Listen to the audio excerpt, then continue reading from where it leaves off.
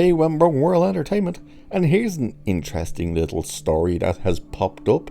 Now, I don't know if any of yous ever knew this, but this is the first time I'm hearing of this. But apparently, Gary Oldman was originally going to play the villain in the Christopher Nolan's Dark Knight trilogy. That's right, apparently he wasn't supposed to be Jim Gordon, but he ended up getting that role because he didn't want to play more villains.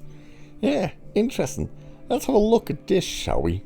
I think it's a bit interesting. I like finding this type of stuff out. I always think it's interesting when you find out, oh, this person was originally supposed to play this particular role, and this person was supposed to play that one, but they switched and whatnot. It's like when you think of the Terminator and you think O.J. Simpson was originally supposed to be the Terminator, then it was meant to be Lance Henriksen. I'm sure that's how you say his second name. And Schwarzenegger was originally supposed to be Kyle Reese, but he found himself drawn more and more to the Terminator. So it's interesting when you think about who could have played which character. So we'll have a look at this. So imagine Christian Bale's Batman going toe-to-toe with Gary Oldman's Ra's al Ghul in the Dark Knight trilogy. It's a fascinating piece of fiction, but Liam Neeson is the one who ultimately portrayed Bruce Wayne's mentor and eventual adversary. However, before Oldman ended up leading the role of Batman's comrade in crime fighting, Jim Gordon, the actor admits that Christopher Nolan probably wanted him to play Scarecrow first. Oldman said during an appearance on the Happy Sad Confused podcast, "I've got a feeling it was Scarecrow, and that was about the time when I sort of was thinking I've really had enough of this portraying bad guys, and I think it was Douglas Urbanski, my manager, who said or suggested to Christopher Nolan, what about Jim Gordon? And to Chris's credit, Chris said, oh, that's interesting. And we met, and that's how it sort of came about. But I think it might be Scarecrow, I'm not sure." And of course, Cillian Murphy ended up playing Scarecrow in all three movies. And what's interesting as well about hearing about this, where Gary Oldman was like, oh, I think he wanted me to play Scarecrow. So originally then Christopher Nolan wanted him as Scarecrow, but his manager said, hey, what about Jim Gordon? And clearly it shows you how Nolan wants to work with these actors, because he was like, I like that, yeah, let's try that. So he didn't lose out on getting Gary Oldman because it was like, no, I want him as Scarecrow.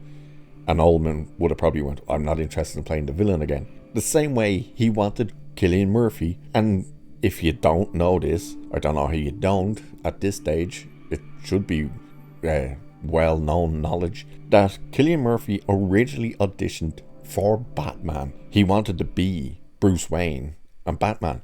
And they thought, we don't particularly see him as Batman, but I definitely want to have him in the movie. Hence, he was given Scarecrow. So it's interesting to hear that Gary Oldman was originally meant to be Scarecrow, possibly, and that Cillian Murphy was the one who wanted to be Batman.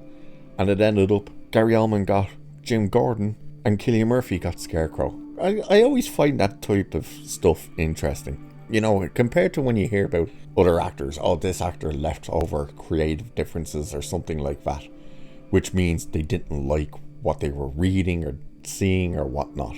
The fact that Christopher Nolan very much was like, I don't want to lose these actors. I think we could switch it around, you know, how about you play this character and you play that character and stuff. It's interesting. And it's always interesting to hear about the movies, how they came about, what could have been. You know what I mean? Again, like if you think of Terminator and you think of Arnold as Kyle Reese, you can't picture him as Kyle Reese. You can only picture Michael Biehn as Kyle Reese. Whereas the likes of Rambo, if somebody else played Rambo, or even another great example, because it's always talked about, Tom Selleck playing Indiana Jones instead of Harrison Ford.